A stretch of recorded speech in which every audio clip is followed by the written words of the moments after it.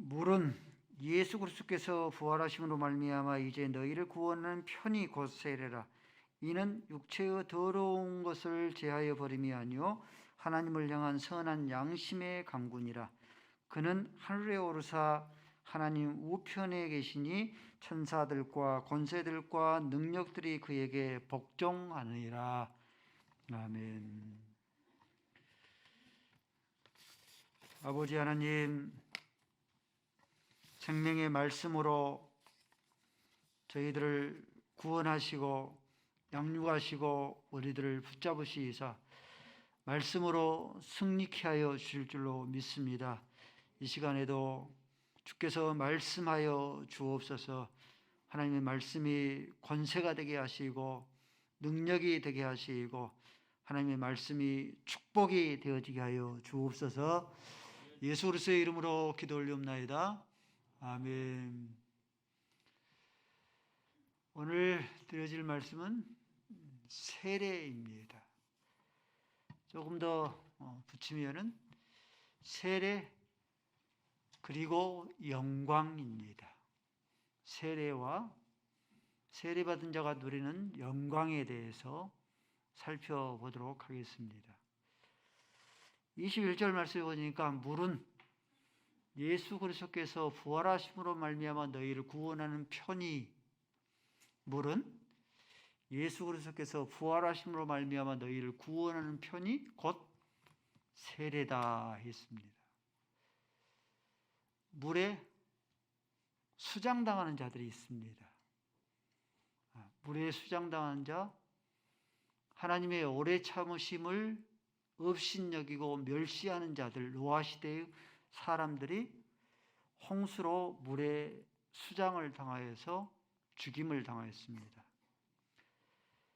전체 홍수 심판설이 있고 부분 심판설이 있습니다. 노아 홍수 때 전체 홍수 심판설은 하나님께서 지구 전체를 홍수로 심판하셨다. 노아 홍수의 전체 지구촌의 홍수 심판설입니다. 부 홍수 심판설은 지구 전체가 노아 홍수로 심판당한 게 아니고 인류의 최초의 문명의 발상지 메소포타미아 지역, 이 메소포타미아 지역 티그리스 강과 유브라데스 강의 그 유역, 그 지역만 부분만 하나님께서 홍수로 심판하셨다 하는 부분 홍수 심판설입니다. 우리 개혁 신학은 전체 지구촌 전체의 홍수 심판설을 믿습니다. 혹자들은 지구 전체가 홍수로 덮어서 심판을 당할 것 같으면 아라랏산 그 높이까지 그 물이 덮어야 되는데 그 많은 양의 물이 없지 않느냐 그래서 노아의 홍수를 신화설, 설화설로 그렇게 주장하는 자들이 있습니다. 그런데 하나님께서 창세기 1장 6절 말씀에 보면 천지를 창조하실 때에 궁창 위의 물과 궁창 아래의 물을 나누셨다고 했어요.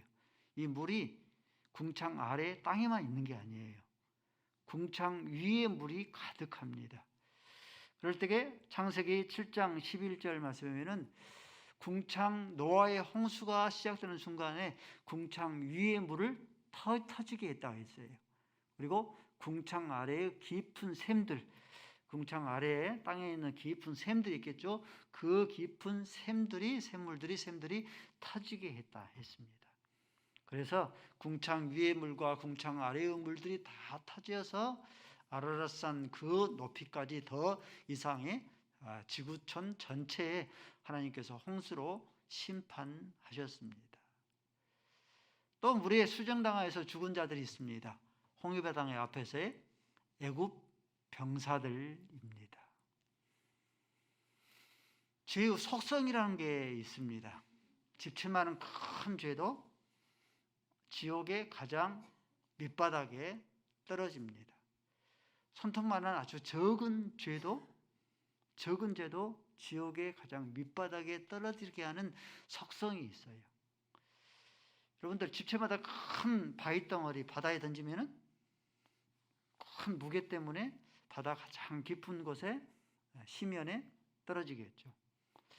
손톱만한 작은 죄, 이 손톱만한 작은 자갈도 바다에 떨어뜨리면 작다고 물 위에 둥둥 떠다닙니까? 그렇지 않죠? 바다 가장 밑에 가라앉죠. 똑같은 심정이에요. 똑같은 속성입니다. 집채만한 큰 죄 지은 자, 살인죄, 간음죄, 도둑질죄, 지옥의 밑바닥에 떨어지게 하죠. 당연하죠.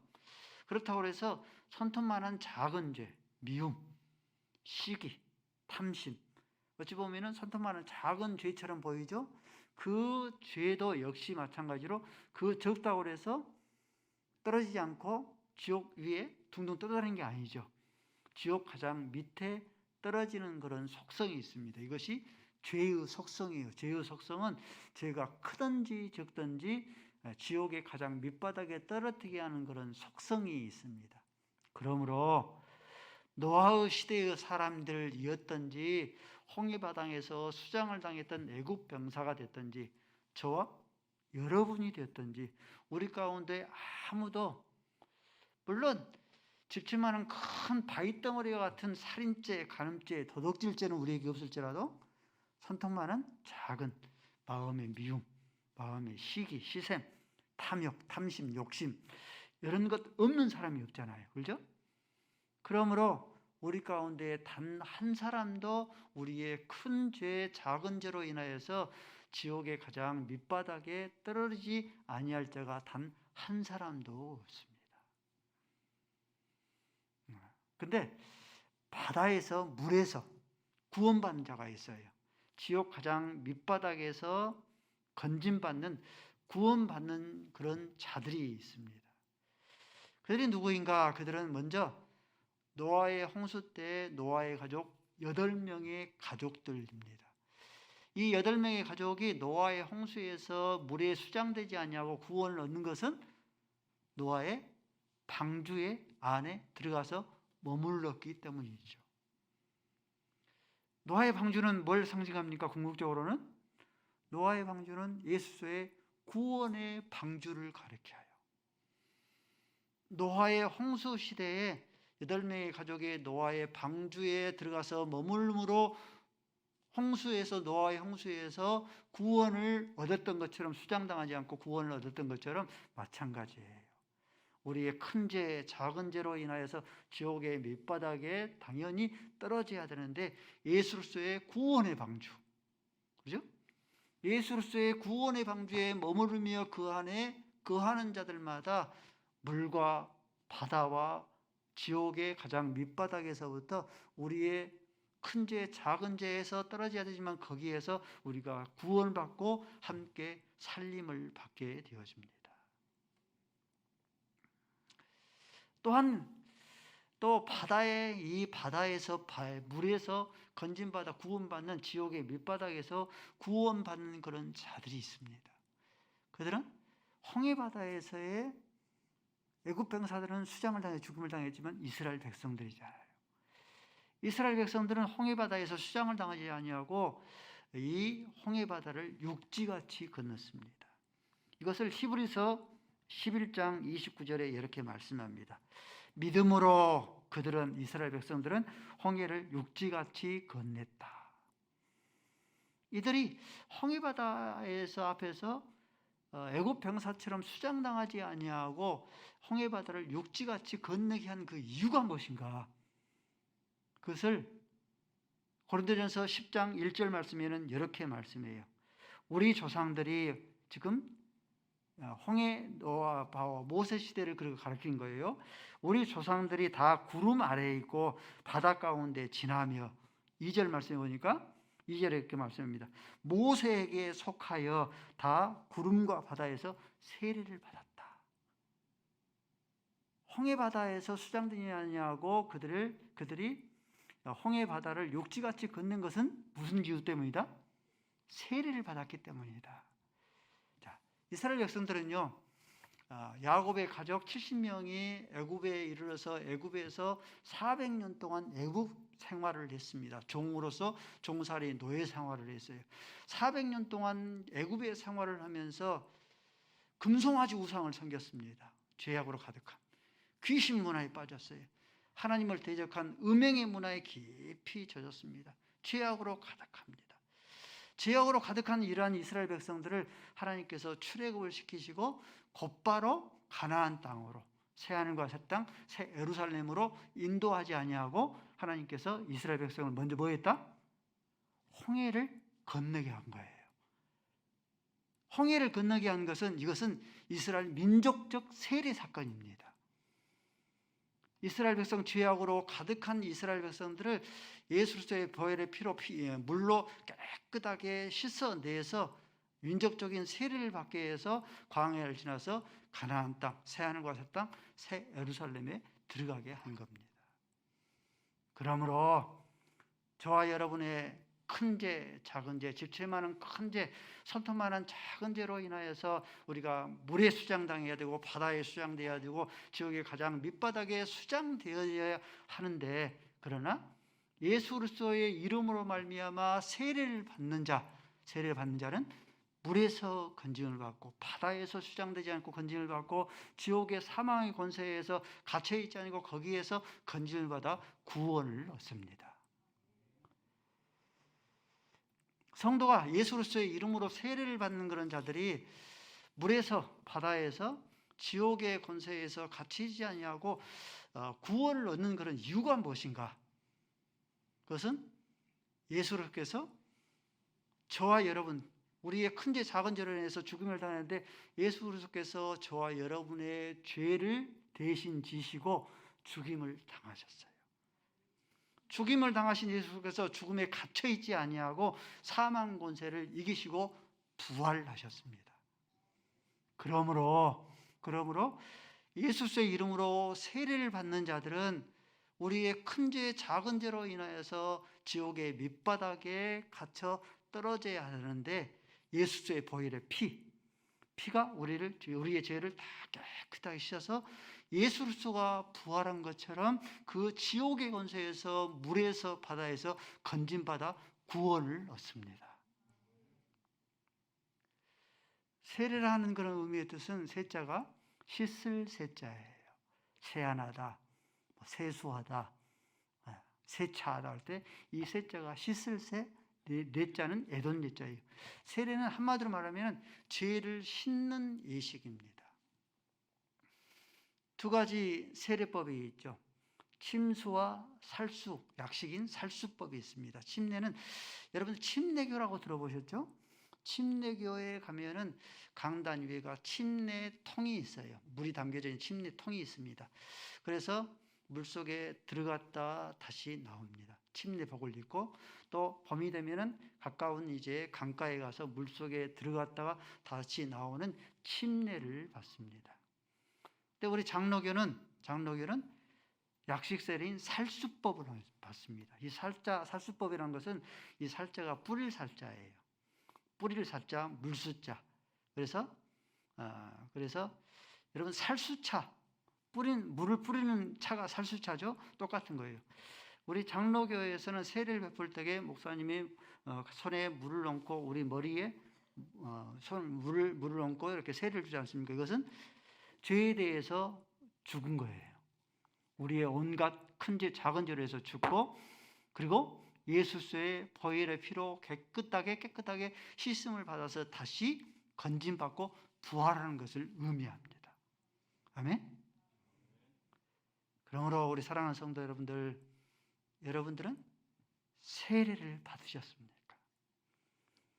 물론 교회에서 실시하는 외적인 세례를 받았을지라도 이것보다 더 중요한 세례가 어떤 세례냐?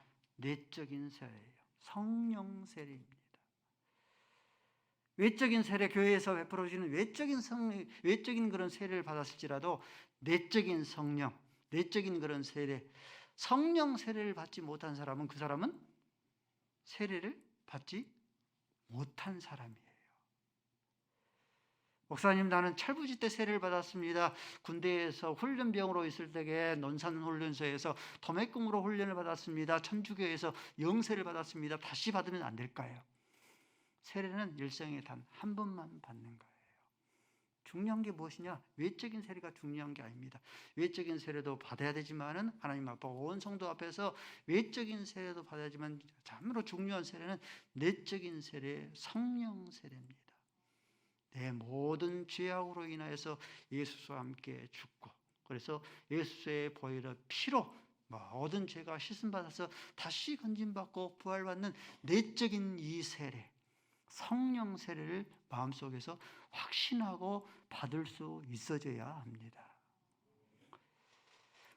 내적인 세례, 성령 세례를 받는 자, 예수와 함께 죽고 예수와 함께 부활한 자들, 이러한 자들에게 여러분들 어떠한 축복, 어떤 선물, 어떠한 보배가 손에 우리에게 주어지는가? 22절 말씀을 같이 한번 읽도록 하겠습니다. 시작. 그는 하늘에 오르사 하나님 우편에 계시니 천사들과 권세자들과 능력들이 그에게 복종하느니라. 그는 예수소죠. 예수소는 다시 부활하사 하나님 보좌의 우편에 앉으셔서 천사들, 모든 천사들과 모든 권세자들과 모든 능력이 그에게 복종하느니라. 예수로서는 하나님이시잖아요. 예수로서는 하나님의 친아들, 하나님의 외아들은, 독생자는 독특한 그런 아들이다, 하나님이시다는 그런 뜻인데, 예수님은 하나님이시고 하나님의 친아들이기 때문에 이런 법적인 권리를 당연하게 누립니다. 성도는 말씀드렸죠? 더 이상 무서워하는 그런 영을 받지 아니하고 하나님을 아빠, 아버지라고 부를 수 있는 양자의 영을 받았어요. 그러므로 양자도 동일하게 친아들인 예수님과 함께 동일한 법적인 그런 자격을 얻습니다. 그러므로 성도도 예수가 부활할 때 함께 부활하고, 예수 그리스도께서 하나님 보좌의 우편에 앉을 때에 성도도 함께 하나님의 보좌의 우편에 앉고, 예수 그리스도께 모든 천사와 권세들과 능력들이 복종할 때에 마찬가지예요. 성도들에게도요, 모든 천사들이 복종하고요, 모든 권세자들과 모든 능력들이 복종합니다. 로마서 13장 13절 말씀, 33절 말씀에 사도 바울의 괴성을 외치는 이유입니다. 깊도다 하나님의 지혜와 지식에 부요하며. 사도 바울이 이 영적인 비밀을 깨달았어요. 마음에 간직함 받았습니다. 참을 수 없는 그런 이 괴성을, 함성을 외치고 있는 것이죠. 찬송가 303장, 구속함을 입은 우리 백성들이 예수 그리스도로 말미암아 구원함을 얻었으니 그 예수의 이름을 어찌 찬송 안 할까? 구속함을 입었으니 어찌 예수를 찬송하지 않을까? 사랑하는 성도 여러분들, 이 영광 때문에 여러분들에게 찬송이 있습니까? 이 영광 때문에 여러분들이 여러분의 마음 가운데서 참을 수 없는 괴성을 외쳐지고 환호성을 외쳐지고 여러분들 탄성을 외칠 수 있습니까? 예수님과 함께 죽고 예수님과 함께 부활한 자, 예수의 이름으로 말미암아 세례를 받은 자들은요, 세 가지 확신을 가지고 살아야 됩니다. 첫 번째 확신은 죄 사함에 대한 확신입니다. 집채만은 큰 죄가 됐든지 손톱만한 작은 죄가 됐든지 우리의 모든 죄가 예수로 말미암아서 피로 말미암아 깨끗하게 씻음 받았기 때문에 우리가 죄가 없습니다.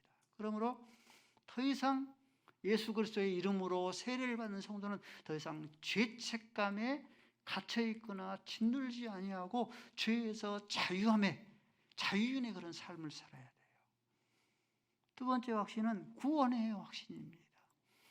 우리의 모든 죄가 예수 그리스도의 보혈의 피로 도말되었기 때문에 코로나 감염으로 인해서 죽음이 우리에게 언제 닥칠지 모르겠지만 죽음이 우리에게 서로 닥칠지라도 복락원에 대한 확신, 하나님의 나라의 도성에 대한 도래에 대한 그런 확신, 이 구원에 대한 그런 확신을 가져야 됩니다. 세 번째 가장 중요해요. 영광에 대한, 승리에 대한 그런 확신입니다. 예수와 함께 부활하고 예수와 함께 하나님의 보좌에 앉히고 모든 천사들이 복종하고 권세와 능력자들이 복종하리라는 영광에 대한 확신을 우리 가운데 간직할 수 있어져야 합니다. 두 종류의 인생이 있습니다. 예수 밖의 인생과 예수 안에 있는 인생입니다. 예수 밖에 있는 인생들 어떻습니까? 언뜻 보면은 형통하고 득세하는 그런 삶을 사는 것처럼 보여요. 애굽 제국과 같죠. 당시 애굽 제국은요, 애굽 제국은 아주 맘모스 제국입니다. 아수르 제국, 바벨론 제국도 아직 일어나기 전의 그런 제국이기 때문에 천하를 호령하는 그런 제국입니다. 세계 7대 불가사의 가운데 하나 불리우는 피라미드. BC 2500년경에 피라미드이 건축됐어요. BC 2500년이면요, 아브라함이, 믿음의 조상 아브라함이 BC 2000년경 사람이거든요. 이 가나안 땅에 흉년이 들어서 애굽에 피신하잖아요. 그럴 때 아브라함은 애굽 제국이 세운 이 피라미드 스핑크스를 본 거예요. 이처럼 애굽 제국이 아주 위대한 제국입니다. 이렇게 예수 밖에 있는 그런 인생들이 어떻습니까? 형통하고 득세 있는 그런 삶을 사는 것들은 보이는데 애굽 제국이 한순간에 홍해바다에 수장되어 버리지 않습니까? 한순간에 애굽의 병사들이 다 수장되어 버리지 않습니까? 그 후로부터 애굽 제국이 계속해서 내리막길을 찢었습니다. 아수르 제국과 전쟁에서 패전하고 바벨론 제국과 싸워서 패전하고 계속해서 패전합니다. 지금 애굽 어떤 줄 아세요? 이집트 빈민국가입니다. 자기 조상들 한번 잘 죽어서 관광객 수입으로 지금 나라를 지탱하고 있는 나라가 이집트입니다. 그런데 예수 안에 있는 그런 생명들 보십시오. 예수 안에 있는 인생을 보십시오. 7번까지 넘어져서 다시 일어날 수 없는 것처럼 보이고 폐색이 짙은 숨이 코밑에까지 차오르는 그런 삶을 삽니다. 모르드게, 에스더, 이스라엘 민족들, 하만에 의해서 제2의 권력의 권력자인 이 하만에 의하여서 12월 13일 한 날짜에 다 몰살할 그런 유기에 당합니다. 7번까지 넘어져서 다시 일어날 수 없는 그런 상황 가운데 되지만은 우리 하나님은 역전의 하나님, 내가 너희를 역전시키리라. 모르드게를 매달아서 죽이기 위한 그 장대를 예비한 그 장대 위에 하만이 장대에 달려서 죽임을 당합니다. 다윗을 보십시오, 여러분들. 다른 사람도 아닌 자기 아들이 반란을 일으키지 않습니까? 얼마나 급했으면 신발도 제대로 신지를 못하는 채 그렇게 예루살렘에서 도망을 치겠습니까? 후세의 모락이 아니었으면 아마 이 다윗의 군대는 압살롬에 따르는 그런 군대에 의해서 패전을 하고 패망하고 몰살을 당했을 거예요. 근데 하나님은 역전의 하나님이시잖아요. 내가 너희를 역전되게 하리라. 압살롬 군대를 패망하게 하고 다윗의 군대를 다시 일으켜서 예루살렘으로 다시 귀환하지 않습니까? 이처럼 예수 밖에 있는 인생들은 형통하고 득세하는 그런 삶을 사는 것 같지만은 그들이 넘어져서 엎드려서 다시는 일어나지 못합니다. 노아의 홍수에 수장되어 버리고 홍해 바다에 수장되어서 사라져 버립니다. 그러나 예수 안에 있는 인생들은 어떻습니까? 예수 안에 있는 인생들은 태색이 짙은 그런 싸움을 싸운 것 같지만 7번 넘어서 다시는 일어나지 못할 것 같지만은 하나님께서 내가 역전되리라 다시 일으켜 세워주십니다. 홍해 바다에서 건져주시고 노아의 홍수에서 하나님께서 그들을 건져주시고 결국은 마지막에는 예수와 함께 하나님의 보좌의 우편에 앉으셔서 모든 천사와 권세들과 능력자들이 복종하게 하는 하나님의 영광을 받아 누리게 합니다. 우리가 찬송 종종 불렀던 찬송가 407장 찬송, 구주와 함께 나가 죽었으니 구주와 함께 나 살았도다. 예수 그리스도와 함께 죽고 함께 살고 의에 대해서 들고 의에 대해서 다시 살고, 그러죠? 예수와 함께 예수의 이름으로 세례를 받았다. 예수와 함께 죽고 예수와 함께 내가 살았으니 그럴지라도 우리가 때로는 뼈아픈 눈물을 흘리기도 하죠. 쓰라린 마음에 상처를 우리가 당하기도 하죠. 그럴지라도 어떻습니까? 언제나 나를 사랑하시는 그 하나님의 사랑으로 말미암아, 그 언제나 나를 사랑하시는 그 하나님의 사랑으로 말미암아 영광의 기약이 이르게 하여 주시리라. 그것을 굳게 영광을 확신하고 승리를 확신하고 우리가 역전 인생을 살아내는 것, 이것이 믿음 있는 그런 삶입니다. 시편 하나님의 말씀 가운데 농교 경기 가운데 비터라는 그런 용어가 있습니다. 경기 종료 버저가 울리는 그 순간에 농구 선수가 슛을 날리는데 그것을 골인이 되는 것을 버저 비터라는 그런 단어를 씁니다. 계속해서 경기가 이렇게 지고 있었는데, 경기가 계속해서 지고 있었는데 마지막 경기 종료 1초를 남겨놓고 선수가 던진 그 골이 더블골이 되어서 경기에서 승리하게 되면 어떻습니까? 감독과 모든 선수들과 모든 그런 자들이 함께 환호를 지릅니다. 우리 하나님은요, 역전의 하나님이 되어주십니다. 한 부인이 있었는데 남편이 매독을 걸렸습니다. 이 부인도 아내도 폐결핵 환자입니다. 4명의 자녀가 있었는데 한 아이는 결핵으로 말미암아 죽고 남은 3아이도 결핵으로 말미암아 살 소망이 없습니다. 근데 아이가 뱃속에 또 하나의 아이가 있습니다. 의대 교수가 의대생들을 모아놓고 제군 같으면은 뱃속에 있는 아이를 어떻게 하겠는가 묻습니다. 그럴 때 한 의대생이 대답하기를, 교수님, 당연히 그 아이도 죽을 것인데 낙태를 시켜야 되지요.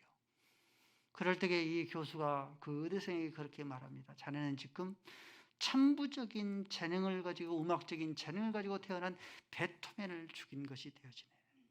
그가 베토벤이에요. 우리 하나님은 매독의 아버지, 어머니가 폐결핵, 4명의 아이가 결핵으로 인해서 다 죽어가는 그 더 이상 일어나지 못할 그런 극한 상황에서도 생명을 잉태하게 해서 그 베토벤이 역전의 인생을 살게 하시는 하나님은 역전의 하나님이십니다. 성경의 역사는요, 역전의 역사입니다.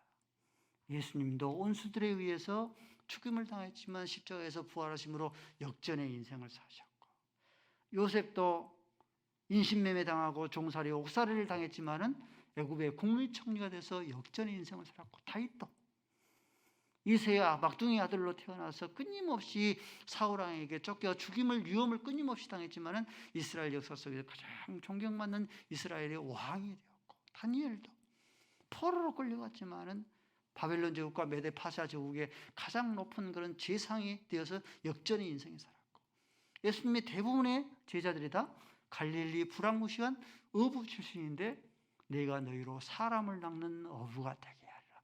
역전의 인생을 살았습니다.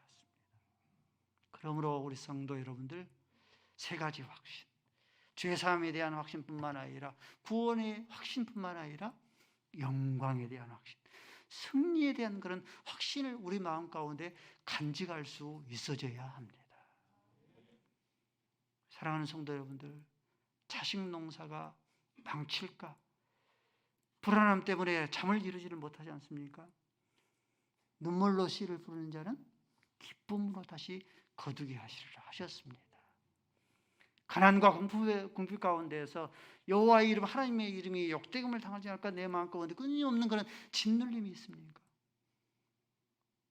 나오미 보십시오. 돛을 보십시오. 고일 대신 예수 그리스도께서 그 빈 주머니를 가득 채워주시지 않습니까? 우리의 고일이 되신 예수 그리스도가 계셔요. 반드시 부욕해 하여 주십니다. 코로나 감염으로 인해서 불안해하십니까? 염려하십니까? 잠을 이루지를 못하지 않습니까? 하나님께서는 너희를 낳은 여인이 부인이 너희를 낳은 어미가 너를 버릴지라도 하나님께서는 결단코 너를 버리지 아니하며 떠나지 않겠다고 하나님께서 말씀하여 주신 거예요. 구주와 함께 내가 죽었으니 구주와 함께 내가 살았도다. 때로는 내가 뼈아픈 눈물을 당하고 뼈아픈 그런 아픈 쓰라린 그런 이 한숨을 쉬는 그런 삶을 살고 마음의 상처를 당할지라도 언제나 나를 사랑하시는 그 하나님의 사랑으로 말미암아 영광의 기약이 이르도록 반드시 그날을 이루게 하여 주실 줄로 믿습니다. 시편 113편 7절 말씀입니다. 우리 하나님은요, 가난한 자를 먼지더미에서 건지시는 하나님이십니다. 궁핍한 자들을 거름더미에서 건지시는 하나님이십니다. 8절 말씀에 아이를 못 낳은 여인, 집에서 쫓겨나야 되잖아요. 그러죠? 칠거지하게 속하기 때문에 집에서 쫓겨나야 하는데 집에 거하며 그 자녀들을 기쁘게 양육하게 하시는 역전의 하나님이십니다. 그러므로 레위기서 2장 13절 말씀에 소금 언약을 굳게 붙잡을 수 있으셔야 합니다. 소제를 드릴 때요, 이스라엘의 7대 절기 가운데 소제를 드릴 때 소자는 힐소자입니다. 곡식을 빻아서 드리는 제사가 이 소제인데, 소제를 드릴 때는 반드시 소금을 넣어서 하나님 앞에 소제를 드려야 됩니다. 하나님께서 자극적인 음식, 짠 음식을 좋아해서 소금을 넣으라 하신 것이 아니라, 소금은요 썩지 아니하고 변하지 아니하고 부패하지 않는 그런 속성이 있는 거죠. 그러므로 소금 언약은 변하지 아니하는 하나님의 언약을 가리킵니다. 구주와 함께 죽었으니 구주와 함께 살게 하겠다. 영광의 기약이 이르도록 하나님이 사랑하는 그 사랑으로 말미암아 영광의 기약이 이르도록 하겠다. 이것이 소금 언약이에요. 저와 여러분은 언약 백성입니다. 저와 여러분은 언약 백성인데 언약 백성 중에서도 소금 언약 백성입니다. 그러므로 이사야서 9장 7절 말씀입니다. 여호와의 열심히, 하나님의 열심히 이를 이룰 것이라. 나는 연약하고 나는 부족하지만 여호와의 열심히, 하나님의 열심히 이를 이루실 것이라 하는 그 말씀을 믿고 구주와 함께 죽고 구주와 함께 살았지만은 때로는 내가 뼈아픈 눈물과 마음에 쓰라린 그런 상처를 당하기도 하지만은 반드시 하나님께서 나를 하나님의 그 사랑으로 말미암아서 영광의 기약이 이를 줄로 믿고, 우리 사랑하는 성도 여러분들, 우리의 삶이 버겁고 우리의 삶이 하찮고 우리의 삶이 부끄러울지라도 역전의 인생을 살아내시기를 바랍니다. 그 영광을 소망하면서 붙잡으면서 기뻐할 줄 알고 탄성을 외칠 줄 알고 저와 여러분들이 환호를 외칠 줄 아는, 기뻐하며 감사할 줄 아는 우리 사랑하는 성도들이 될 수 있기를 바랍니다. 아버지 하나님, 구주와 함께 죽고 구주와 함께 살았으니 예수 그리스도의 이름으로 세례를 받게 해주시니 감사함을 드리옵나이다. 때로는 뼈아픈 눈물을 흘리고 쓰라린 마음의 상처를 당하기도 하지만 나를 사랑하시는 그 언제나 사랑하는 하나님의 사랑이 영광의 기약이 이르게 하여 줄 줄로 믿습니다. 그 믿는 믿음 가운데, 확신 가운데 역전의 인생을 살아내게 하여 주옵시고 감사하며 찬송하며 환호와 탄성을 외칠 줄 아는 우리의 참된 믿음의 소유자가 되게 하여 주옵소서. 예수 그리스도의 이름으로 기도 올리옵나이다.